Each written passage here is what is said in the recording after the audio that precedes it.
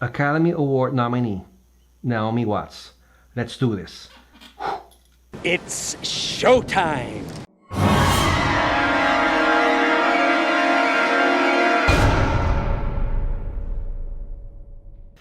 You know, when I saw the trailer of this film, I wasn't that into it. I mean, the trailer was kind of sketchy.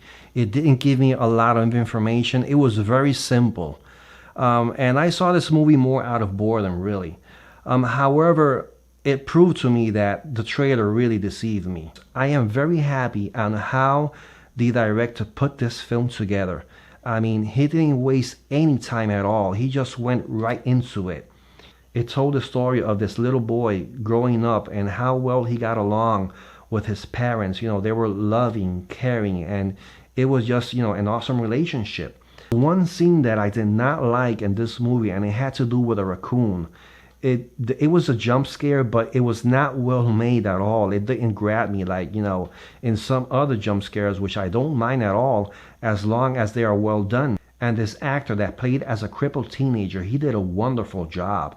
You guys might say, well, what kind of acting? There's not much into that character that is crippled. Well, he did very well. I mean, the look on his eyes, they were deep, they were dreadful. You could see the look on his face that he was suffering. It was outstanding. But I think the star of the movie was Naomi Watts. She did, wow, really great. And I will tell you more about that later. You know what? I could tolerate horror. However, there are some times where horror goes up to the next level and it turns to eerie. That really spooks me when the movie turns eerie. And there is this scene where, this character that's played by Naomi Watts, she's in her backyard and she goes outside during the night and there's suddenly a weird sound effect. It sounds like a weird noise. It's mixed up with wind and the music and it really, really gets to you because it's so eerie. When I am getting ready for a horror film, the first thing that I take in is the story, the plot. And after that, right behind it, and just by a hair, the acting. To me, and in my opinion, if the acting is not as good as the story is going to crumble. I mean, I have seen many films with a great story, a good plot. However, when the acting is delivered, the story just crumbles. And I just have to look the other way. I'm sorry. And every actor that played in this movie, Naomi Watts, the doctor, this kid that's playing as a teenager, another boy that was playing as a deaf, a muted, child. Everyone played in this movie. It was just awesome performances everywhere.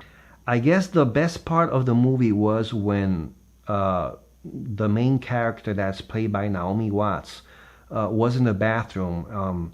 There was a scene where she goes, to the toilet just to throw up, and she was hurling. I mean, she was butt naked, but the camera focuses on her back, and you could see her muscles contracting as she's hurling because she's throwing up.